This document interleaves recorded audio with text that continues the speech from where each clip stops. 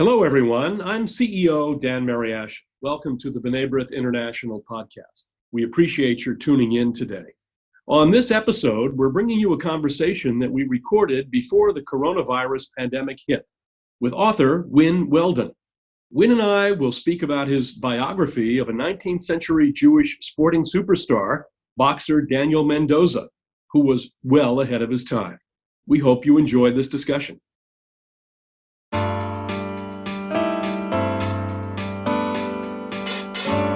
Welcome to the B'nai B'rith International podcast. I'm CEO Dan Mariaschin. Thank you for tuning in today. A little bit of housekeeping before we get started. Be sure to visit our website, bnaibrith.org, like us on Facebook, and follow us on Twitter. The easiest way to get the latest episode is to subscribe on iTunes or Google Play on your smartphone.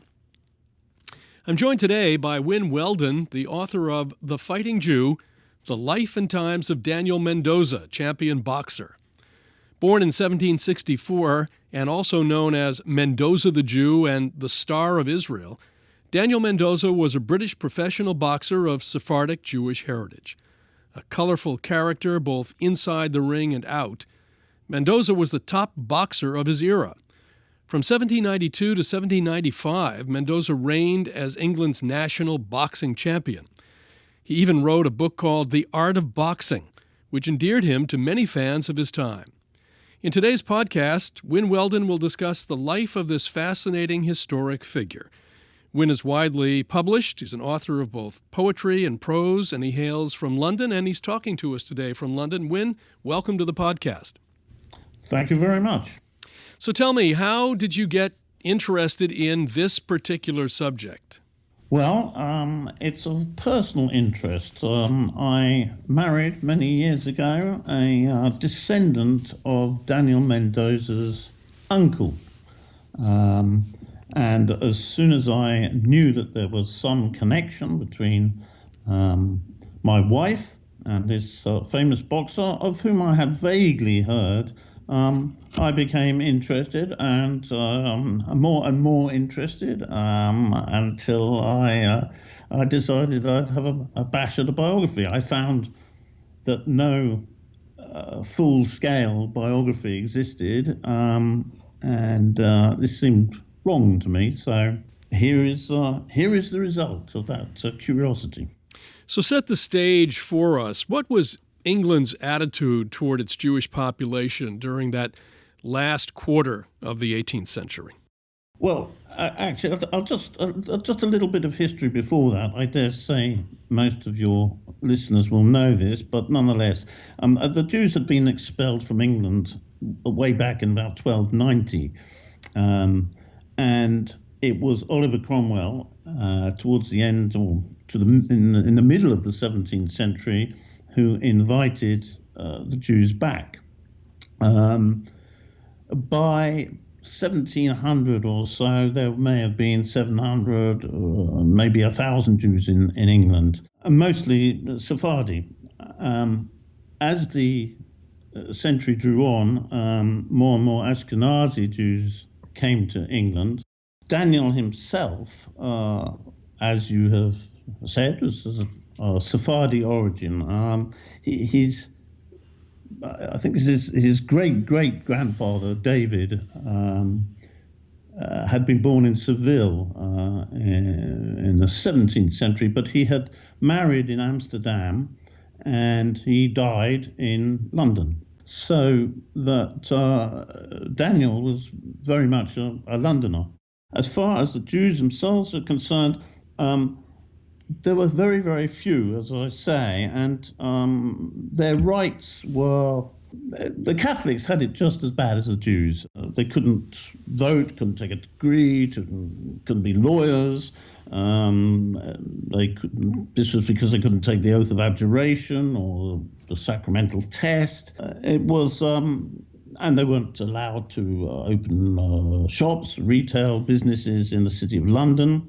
Nonetheless, the degree of anti-Semitism, I suppose there were two great moments in the 18th century when anti-Semitism really became emphasized. And One was with the Jewish Naturalization Act of 1753, which actually, known as the Jew Bill, which actually really was a means of persuading rich Sephardi Jews from Holland to become British citizens. But this was exaggerated, principally for political reasons. There was an election coming up, and the opposition decided that this was a good issue in which to beat the government, and the bill was, as a consequence, withdrawn. There was a second incident about 20 years later, which was a murder in Chelsea, and the Jews who were known for petty crime, especially the poor Jews who had come in from Eastern Europe. They were known for petty crime, but not for major crimes of this sort. There was a murder in Chelsea during a robbery, and this caused a kind of murderous response. Jews were killed, not in any huge numbers, but enough to make it clear that these were expressions of anti-Semitism, and to a large extent, it was Mendoza who came and put an end to that physical anti-Semitism. How did he choose boxing? I mean, I can imagine that with so few Jews in the community there, and with all of the restrictions that you've just mentioned, climbing a ladder, a social ladder or an economic ladder, would have been tremendously difficult. So. Why the choice of boxing? How did he come to that? Well, it's very odd, because he was Sephardi, one would expect him to have come from a higher status family, and for boxing not to be terribly attractive as a career. Nonetheless, a boxer he was, and I think he describes in his own memoirs that his family was of a middling sort, and it may be that they had fallen in bad times in some way or another. Nonetheless, he himself, I think, was of a I think he was of an argumentative disposition. On the other hand, there clearly was enough anti-Semitism for him to justify that disposition, and he became a boxer by virtue of the fact, but he would not take offence lying down. He worked for. This is a very young man in his early teens. He worked as an apprentice for various trades, and whenever there was any degree of offence, he would put his fists up and he would win against larger men. And he was spotted by another boxer. Boxer is not quite the right word, gives the wrong impression. We have to remember that this was a prize-fighting era of bare-knuckle boxing. So it was fighting, really, rather than what we understand as boxing. How did his success impact the Jewish community? Was all of it positive? I mean, obviously he built up a reputation. Was it analogous to the way that the reputations and talents of sports figures today impact their communities? I mean, I can tell you, we had Jewish boxing champions here in the United States, Barney Ross, Benny Leonard, and others, even though many Jews didn't go to fights or didn't follow prize fights, they knew about these figures and they were quite proud of them. How did it work in the Jewish community in London at that time? Absolutely, I think that pride is the first prize, as it were. After his first great victory was against a fighter called Martin from Bath. He was called the Bath Butcher, and this fight had been arranged by none other than the Prince of Wales. So it was a big deal, and Mendoza won the fight, and he was taken back to London more or less on the shoulders of his fans. I mean, he came back. It must have been one of the greatest moments in Anglo-Jewish history. Quite honestly, I can't. It's difficult to imagine anything before that being quite as emphatically prideful. He not only had he won this fight, he'd been paid by the Prince of Wales, by royalty. He'd been recognised by royalty. You asked for an analogy. I suppose it's not quite right, but I suppose Jesse Owens, those Nazi Olympics, or Muhammad Ali. These are the analogies that I would draw, really. Now you document Mendoza's checkered life outside the ring, and you've demonstrated that he was often his own worst enemy. Was he ever able to get past his own proclivity to brutality and violence that he exhibited in his boxing matches? I don't honestly think that he was. He fought his last fight when he was 55 years old, which suggests that he, never really gave it up. It's difficult, it's very hard to know exactly what he was like as a person. There are his own memoirs, which suggest colour and a certain kind of sardonic approach. But it's hard to tell. And these stories that he doesn't include, like the beating of servants and so on and so forth, they do kind of suggest that he was more brutal than there's a kind of popular image of Mendoza as a great Jewish hero, and they slightly undercut that notion. I don't think he certainly wasn't a very good father. His 3 or 4 of his children were transported to Australia, so that doesn't suggest a great example in any way. So I don't think he got over that. At the same time, it was a brutal age. Everyone was fairly brutal. And I get the impression that he was popular. Well, that's what I was going to ask you. Despite his criminal pursuits and his time in jail, he was still lauded by all, including King George. Was he ever presented at court?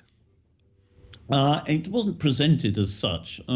His famous meeting with King George, America's favorite king, I guess, was accidental, and we have only his account of it. He was recuperating in Windsor, strolling in the Great Park, and he was called over by the king, who was also strolling there with his retinue, and they spoke for half an hour or so, and it was clearly a chat rather than what is the word? It wasn't a presentation. It was actually a chat, and I think Mendoza wasn't fazed by anybody very much. I think he was pleased to be able to chat with George, who apparently knew a certain amount about boxing. And of course, the Prince of Wales also it was really the Prince of Wales who reintroduced boxing as a fashionable pursuit. So. Well, Mendoza was credited with being the father of scientific boxing, such as it was at the end of the 18th century. And he's credited with the book, The Art of Boxing, revealing the ways in which he triumphed over much larger and stronger opponents. Did this technique or what he wrote about in The Art of Boxing have lasting effects on boxing as we know it today? Well, I think as we know it today is a bit of a stretch, but I always say that what Mendoza introduced was the notion of ducking and diving, of getting out of the way of a punch. Prior to Daniel Mendoza, swore the wide-built Englishman would stand in within a circle, knocking the 7 bells out of each other until one of them fell over and didn't get up. Mendoza almost invented defensive boxing, and if you read The Art of Boxing, you'll see almost everything is in response. So a punch is thrown, and you move out of the way of that punch and then respond because the other person is off balance. And it sounds unbelievably simple, but these were revolutionary notions. Right, came to be known as bobbing and weaving. So I guess yes, bobbing and weaving. He introduced bobbing and weaving. Well, that would be a major contribution to boxing even today. Yes, exactly. There's a huge cast of characters in your book. Some are Jewish, some are not. Tell us a bit about his friends and also his enemies. Who did he travel with? What was his circle like? Well, it's very hard to give an answer to that. I mean, he clearly most of his friends were boxers. Those are the people with whom he hung out, as far as I can gather.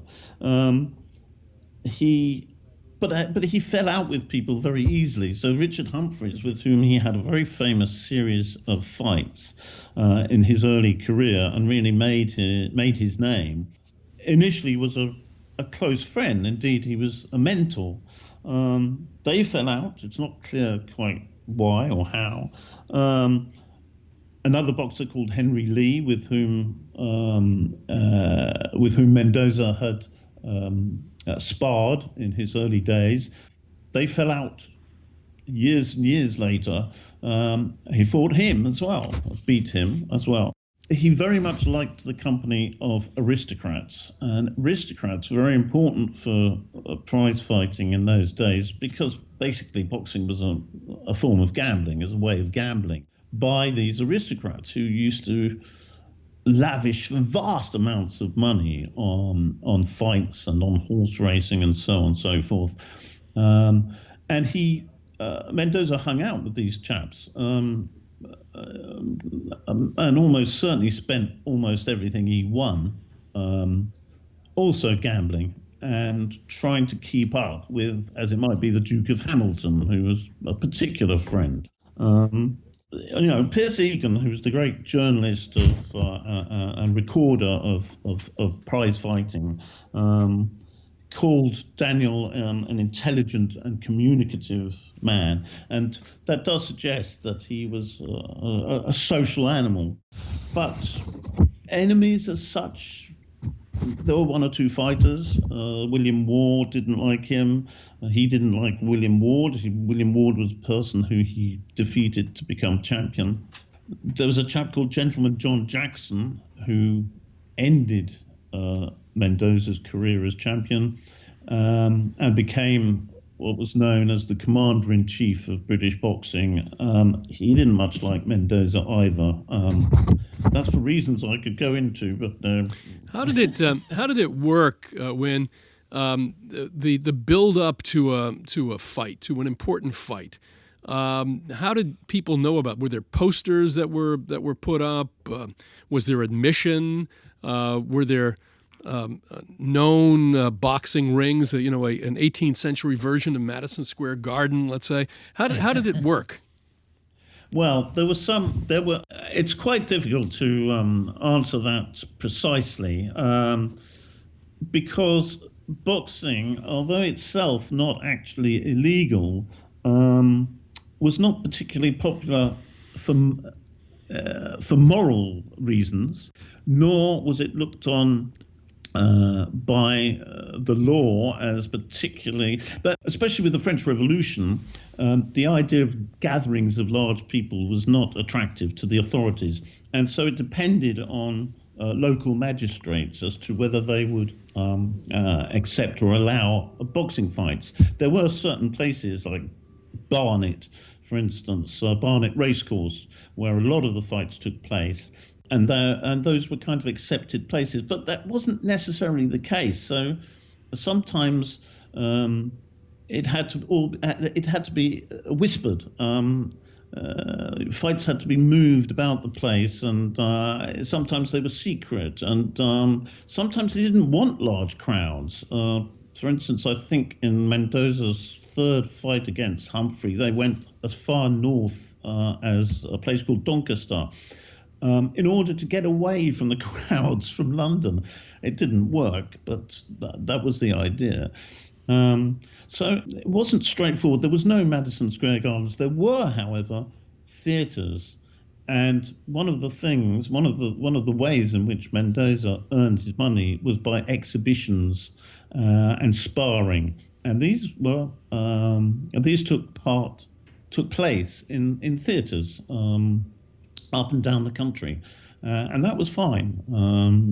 That would be usually in between the acts of a play, or there were variety shows in which there might be some boxing, some sparring. What do we? That's really the answer to the question. Yeah. What do we know about Mendoza, the person, his personal life? And you mentioned there were children who were sent to Australia. And what do we know about him as a Jew? And how do we know that?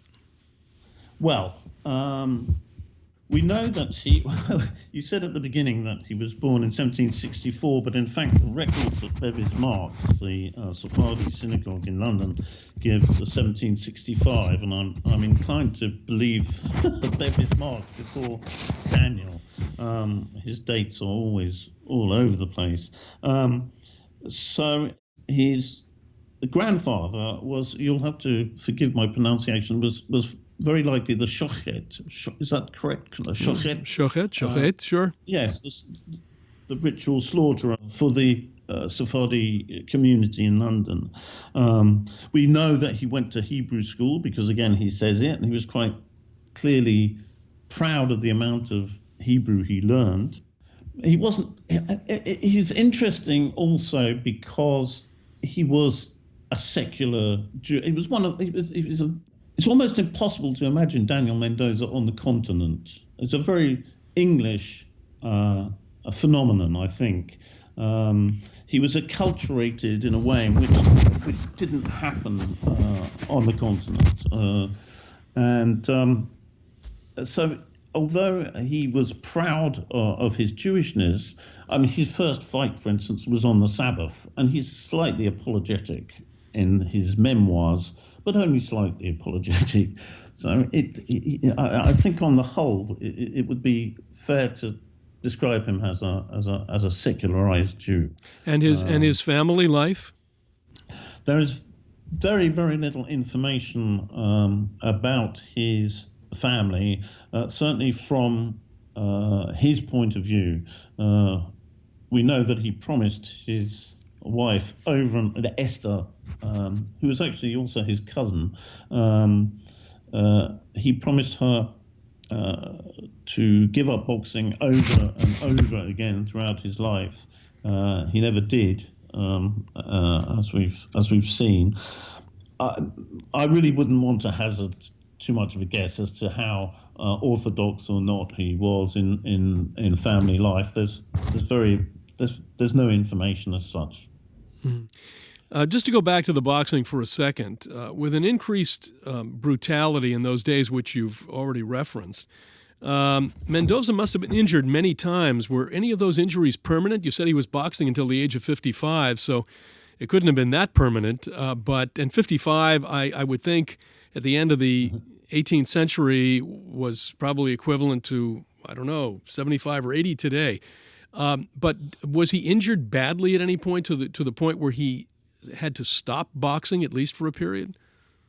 After his first bout with Richard Humphreys, a famous fight, which he was, although he lost, he still covered himself in glory. But as a consequence, it seems that he may have lacerated a kidney, but we don't know exactly. But he was out for a long time, about 18 months, while Humphreys was trying to get a return fight. Well, he was trying to get a return. He promised a return fight, but he couldn't fight. That was the only time, as far as I can gather, that he had a serious injury. He lived longer than almost all his contemporaries. I mean, very markedly so. I mean, he was one of the first of this golden age of prize fighting, and he was almost the last to die. So he died in 1836, and it was a long life. I think he could be said to have been lucky. On the other hand, it's also important to bear in mind that it is said that bare knuckle boxing is less dangerous in the long run than gloved boxing. Gloves were introduced to protect knuckles, not to protect the opponent. So the wounds that you got as a prize fighter, as a bare knuckle fighter, they looked bad. There was a lot of blood, but it was all, as it were, exterior. There were the kidney injury was quite rare, and internal injuries were rare. Whereas with boxing gloves, there are more internal injuries. So it's 6 of one and half dozen of the other. Either you have, brain damage or internal bleeding. You have to decide which. Well, what did Mendoza do after his career was over? He lived, you say, really until old age. We would even consider it to be old age today in the 21st century. And how long did his reputation last after that? Well, throughout after losing the title, as it were, in 1795, he only really fought twice again professionally. He made money teaching. He was an excellent teacher and very highly regarded as a teacher, and, as I said before, exhibiting in theatres up and down the country. But he was he tried other means of making money, which were failures. He was not a very good shopkeeper. He was a very bad recruiting officer for a Scottish regiment. He was not a very good sheriff's officer. He was a very poor landlord of a pub called the Lord Nelson. All these ventures ended in failure, and he was always drawn back to the ring and to that world in one way or another. As I say, he was known as a teacher, but clearly as the years went on, he became less and less popular as such. He got ill, and he ended his days in poverty, blind and in poverty. But having said that, he remained a famous name. Mendoza remained a famous name for a long time, and I think as late as 1934 he was getting a name check in movies and so on. So the name clearly still had resonance. It was, I think, only with the advent of film and television and so on, and photography, I suppose, that other stars came along. But before that, Mendoza, I think it had something to do with his name. It may have had to do with the fact that he was a colourful character. He was famous for a long, long time. Was there was there ever a movie made about his life? No. It's very annoying. Well, you have to do that. Plays. There have been plays, and there have been suggestions of movies. And if you look on YouTube, you'll find tiny little scenes of proposed movies. But so far, no. It's something I've talking to people about, but we will see one day. I mean, it's a terrific story, and if told right. And, well, maybe you'll do the screenplay. Well, that would. Well, that could be next. It could be next. Well, exactly.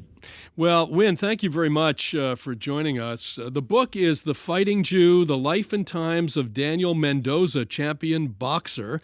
And the author is Wynn Wheldon. Thank you for listening to our podcast today. Please visit our website, b'nai.org, like our Facebook page, follow us on Twitter, subscribe on your smartphone through the podcast app for iPhone or through Google Play for Android. And lastly, tell a friend about it. For my guest, Wynn Wheldon, I'm Dan Mariaschin. We'll talk to you next time on the B'nai B'rith International Podcast.